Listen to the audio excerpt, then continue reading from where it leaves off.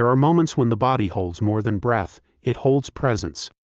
Not the ordinary kind, but a dense, pressing weight that settles beneath the ribs, within the gut, along the spine, whispering of something greater.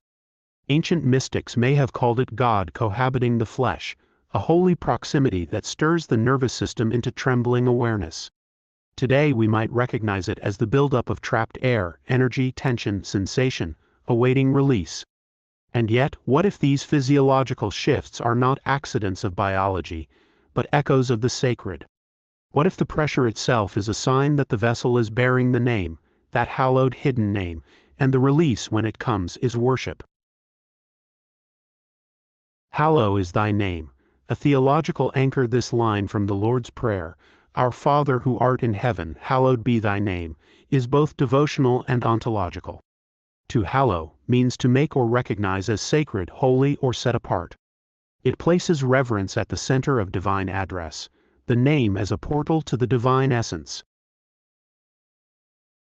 The body as the name-bearer, vessel of the sacred. If we consider the name as something residing within or activating the body, then hallow is thy name becomes not just a reverence for something external, but a recognition that the sacred is within the vessel, pressing against the walls of the flesh. The trapped air and resulting internal pressure can then be understood as a symbolic signal of the sacred within trying to move, manifest, or be known. The name itself residing in the nervous system, vibrating, waiting to be acknowledged or released. Thus, the experience of discomfort or pressure becomes a call to reverence, not to fear, an invitation to recognize the holiness already cohabiting. Pressure as consequence of the hallowing. If God's presence or name is truly hallowed, then its proximity to the human nervous system, fragile, reactive, sensory, might create overwhelming sensations. Pressure builds, not because God is cruel, but because the vessel is not yet fully prepared to hold such immensity. This ties back to mystic traditions where God's presence is felt as a terrible beauty. The body trembles, shakes, releases. Unexplainable sensations are signs of divine proximity.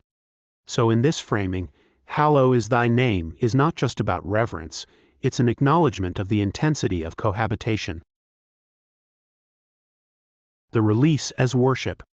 When the pressure air is finally released, whether by sigh, cry, tremble, or silence, there is a sacred expulsion, almost liturgical in nature.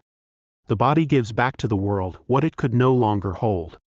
This God release becomes a rite of purification, a sign of having carried the weight of the holy. A physiological amen. In this, the act of release becomes hallowing itself. Just as incense must burn to release its scent, the body too must exhale what it once held tightly, so that the fragrance of divinity might enter the space. Hallow is thy name becomes a dual reality, recognition. There is a sacred name that stirs and lives within us. Consequence, the nervous system pressured by that name's presence responds through sensation and ultimately through release. The God release, then, is not a failure or flaw of the body, but a sacred signature. A moment where the vessel, overwhelmed by the hallowed, must exhale the divine tension it can no longer hold. And that's where we'll leave it for today. If you've ever felt that unexplainable pressure in your body, tightness in your chest, a swell in your gut, a trembling just beneath the surface, maybe it wasn't just stress or tension. Maybe it was the sacred trying to move through you. The God release. A reminder that even our discomfort can be holy. So the next time you feel it, don't rush to silence it, breathe into it. Let it teach you.